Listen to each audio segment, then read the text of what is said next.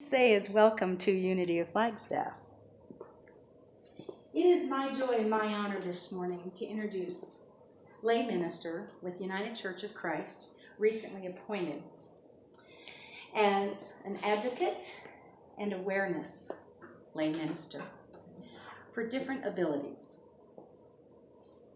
Michael and I have been buddies for a long time, and it is a gift in my life. Now I'm going to ask you something. Are you comfortable right now? Is it cool enough? Are you comfortable in your seat? Because I will tell you, Michael's story is going to make you uncomfortable. He's going to ask you to expand your minds and your hearts into seeing things in a different way. And I thank you that Unity of Flagstaff is the place that we make this kind of connection happen, this kind of growth available. And I would be remiss not to thank his mother, Liz, a hero of mine. So I present to you Mr. Michael Curry.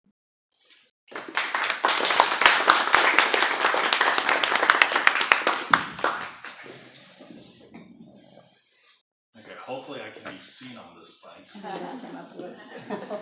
Yes, you can be. Okay, cool. Just You can't hide behind it. He's just emphasizing that he's taller than me. And me. okay, that works too. Okay.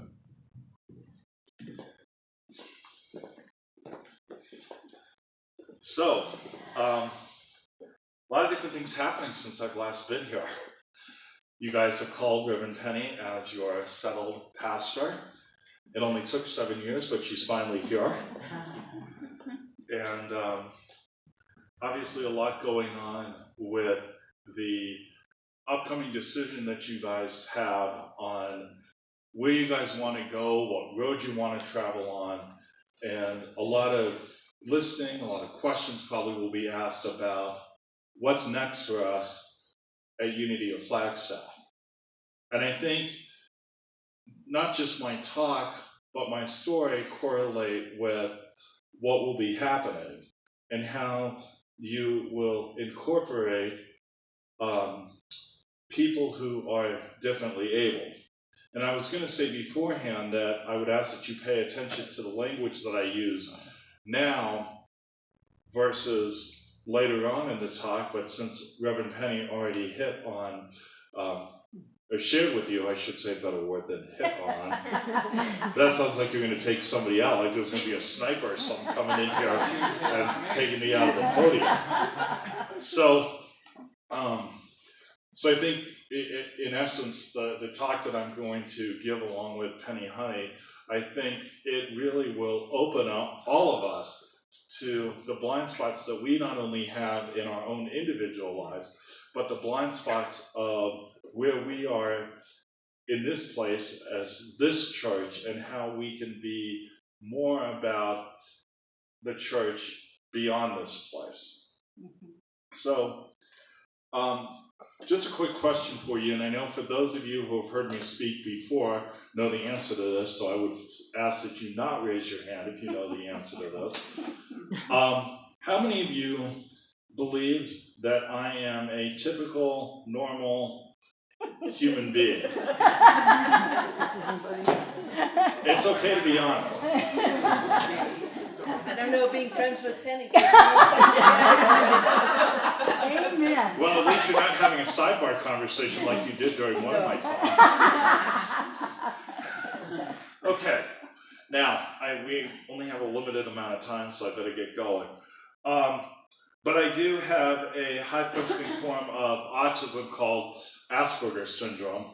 I was diagnosed at 10, but did not find out that I was, or I don't recall that I found out about having a hidden brain-based disability until I was 17.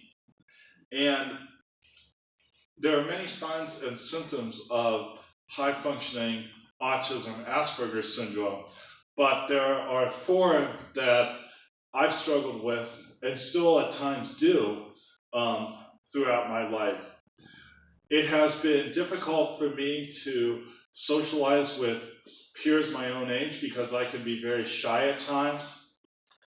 It has been difficult to tell whether people are laughing with me or at me.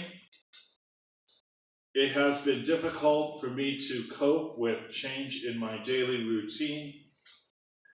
And I also have a high sensitivity to loud noises. And in addition to the high-functioning autism Asperger's syndrome, I also battle with bouts of depression and heightened anxiety. Now, if we could get that first slide up here. So, when we take a look at the word fear, and we observe it as an acronym, there are two ways we can look at the word fear. You can either, A, forget everything and run away. And believe me, there's been many times I've wanted to run from life and dig that pothole in the ground and never come out. Or this one, you could face everything and rise. Now I had a choice to make. And knowing how difficult my life has been up to this point, well, I thought if I forgot everything and ran, that'd be taking the easy way out. So I decided to face everything and rise above what my labels were. And I'll talk about that in a few moments. So for this, I'm going to, what I usually like to do, and hopefully I won't be too close for people who are catching us on live stream, because, I stand out anyway. So I want to share a story with you. And there are other acronyms to this story. So let's take a look at the word hope, and let's observe it as an acronym. Now, as I share this story with you, I want you to keep in mind how you would answer this question. Microphone. Is there a hope in hearing other people's experiences, or is there a hope in... There you go. Okay. Thank you. It's easier with a wireless mic, but Yeah. I don't get one of those. So,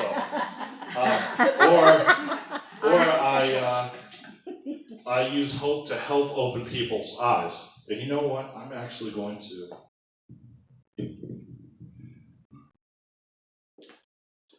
Okay, I can do this. You can do this. Yeah. Yep. So, I had the opportunity to attend the Southwest Conference United Church of Christ junior high church camp in July of 2000. And at this time in my life, I still had yet to understand why my peers were making fun of me, like my fellow campers were, making fun of me, and instead of, including me, they were making fun of me, laughing at me, and I just didn't understand it. Also at this time, my parents were in the process of going through their divorce, and I'm lucky to say today that my dad is slowly beginning to understand what it's been like for me to struggle with a hidden brain-based disability. And so, even though at that time it was not the relationship that we had when my parents were together, it's a lot better than it was. So I'm grateful for that. So during this time of darkness, and thinking that if I get to make any friends at camp, and my parents were going through their divorce, and I just would often wonder if they were fighting about me, and and during throughout the week at camp, each of the family groups would be asked to plan and lead a nightly Vespers service. And for those who might not be familiar with the term Vespers, Vespers is another word for like worship, or probably more familiar in this tradition is a form of prayer service. And as I sat down and as people were gathering, I remember that my eyes were closed and I was listening to some meditative music that was playing in the background. And I began to contemplate if life was worth living at that time. And the next thing I remember is I heard this voice. And this voice said to me, Michael, this is not your time yet. You don't want to do this.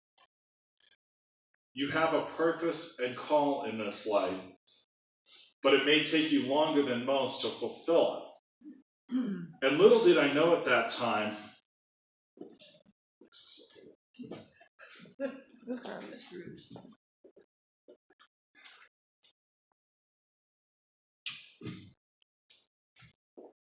perfect, thank you.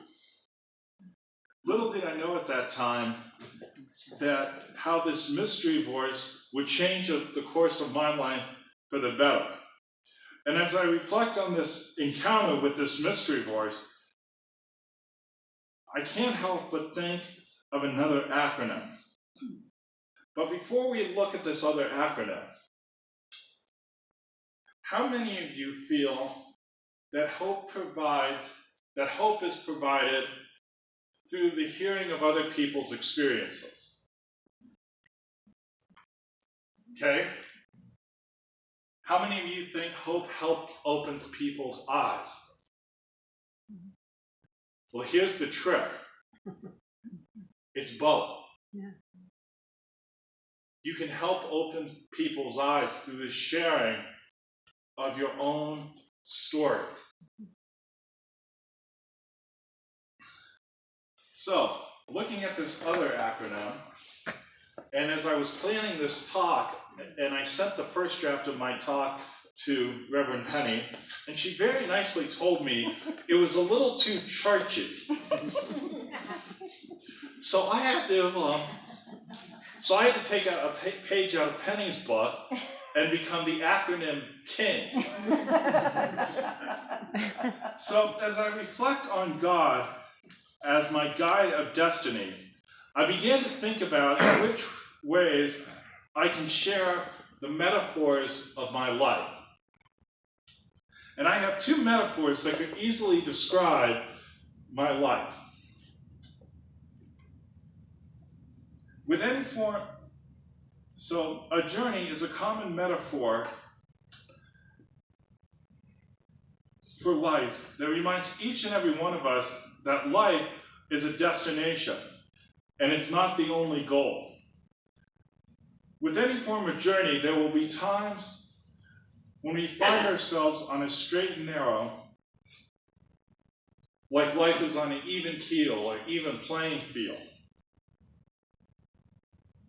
Or we may find that we are traveling down the winding road of life with many twists and turns and unexpected curveballs. There will be ups and downs along with potholes.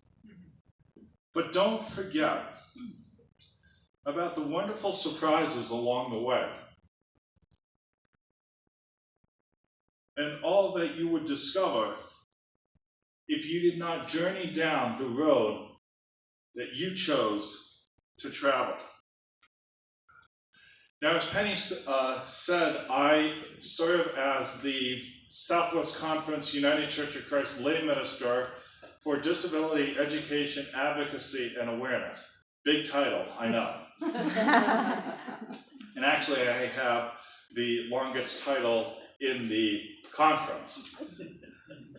So before I was authorized as the Southwest Conference lay minister for disability education, advocacy, and awareness, I had the opportunity in November of last year to travel to Niagara Falls New York, where I represented the Southwest Conference United Church of Christ at the Widening the Welcome National Gathering. Now, during the gathering, I had the opportunity to attend 3 workshops. And one of the workshops that I had the pleasure of attending was facilitated by a mother and her 25-year-old intellectually differently abled daughter. And she spoke about her story and how at times that she became distant from God and the church. Now notice that I did not say intellectual disability. Notice that I am beginning to change the language in the way in which I not only label myself, but I label the other person. When you refer to another person with a disability or being disabled, it not only labels them, but it puts them in a category that nobody wants to be a part of.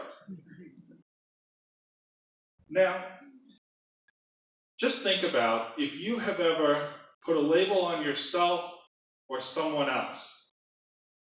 If so, how did it make you feel when you labeled yourself? But more importantly, how did it make you feel when you labeled someone else? Did you even begin to think about how labeling another human being could potentially change their identity along with the course of the road that they chose to travel? As this workshop progressed, the woman asked some very important food for thought questions. She invited each of the participants to take these questions back to their home congregations where the church could consider the following. So I think these questions are definitely important for what you as a faith community will be going through upon your congregational vote to see if you want to but widen your welcome beyond the sacred walls of this space. So as you begin this new journey, what makes a church welcoming for members and friends who are differently able? What turns people who are differently able away from God and the church? And I want to share another story with you. And this story is important because it once turned me away from God and the church. But somehow the voice of God still spoke strongly enough to keep me within the walls of the church because I had a place there, but it took a little bit of time to find out how I fit into the puzzle of church life. So this story is also at the time when I was going through the process of eventually being diagnosed with high-functioning autism Asperger's syndrome. And I remember being in junior high, senior high Sunday school. And my peers at the time, well, my maturity level, because of my different abilities, was here. My peers were here. And I would often observe my peers having sidebar conversations. And during these sidebar conversations, I'd be waiting for the adult volunteer who chose to teach Sunday school to correct the behavior. Well, that did not happen. And it got to the point where I would correct the behavior and then on multiple occasions would storm out of the room. And after this pattern kept happening, I remember being called into the pastor's office. And it's difficult to talk about, but it's part of who I am and part of my story. The pastor of my church at that time asked me to refrain from participating in any form of youth group activity until my temper and anger issues were under control. God doesn't turn away angry people. God doesn't turn away people with a temper. God welcomes those people. God journeys with those people. And God was still journeying with me, even though there were moments I wanted to turn my back on God at the church. I didn't feel God had a place for me. This next question is an important one. Does your church participate in crucial conversations about what works and what does not work in an effort to be more open and accepting and welcoming and inclusive of people who are differently able? And on that note, I actually will be back in Flagstaff sometime in August to give a workshop on how the church can be welcoming, accepting, and inclusive of people with different abilities. And I will be keeping in touch with Reverend Penny about that, if anyone is interested in learning more about that. So there are 4 stages where each church can decide cooperatively which of the 4 stages they find themselves in. And with these stages, they're not only trying to reach the next stage, but they're trying to change the language in how we talk and welcome one another. So, is your church ignoring your differently abled members and friends? Does your church throw your differently abled members and friends a pity party? Does your church want to help the differently abled members and friends, but you just don't know how?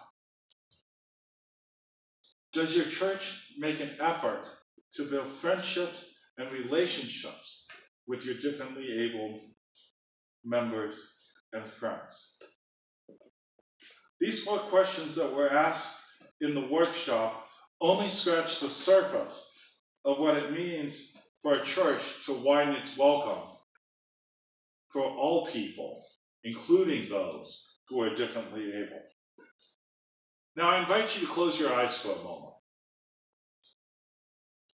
And I want you to imagine that you are behind the wheel of a car on a 3-lane road. You are traveling in the middle lane, and you want to merge into the right lane because you know your exit is coming up. So you put on your turn indicator, and you're driving along, and then you start to merge. Then all of a sudden, you hear this honk, honk.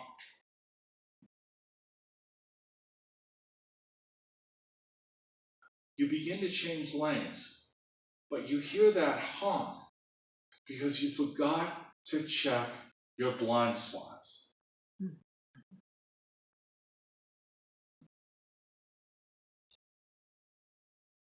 We find that there are many barriers and blind spots which often prevent people from living their best life. Some of these blind spots, when we talk about those who are differently able, are physical barriers, like steps, not steps. Steps. Okay. They are steps. There are ramps that are too steep, narrow doors, or restrooms. that are too small. Other barriers include people like you and me. These barriers are included because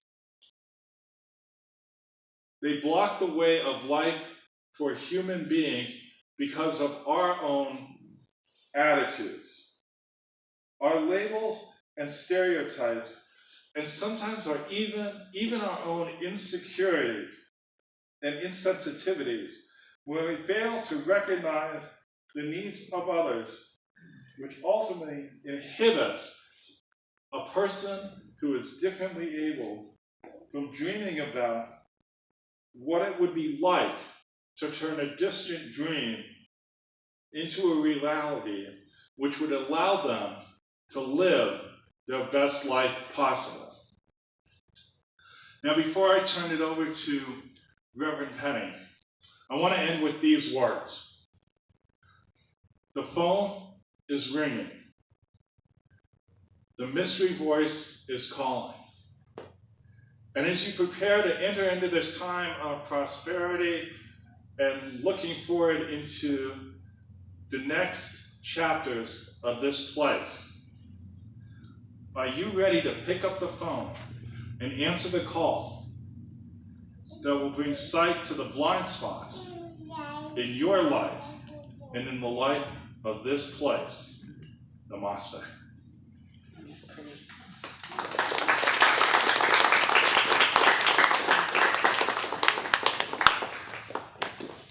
So thank you, Michael. Thank you, thank you, thank you. I have a quote I want to share with you. Blind spots are not just about folks that are differently able. We're all differently able, right? I have different abilities than you have. You have different abilities than I have. And I am grateful for them every Sunday morning when we go to prepare for a Sunday morning service. One is often unconsciously surrounded by one's own personal reality. Thank you. One is often unconsciously surrounded by one's own personal reality. What's yours? Where's your blind spot? Is it around the joy, the abundance, the hope, the fears, the kindness?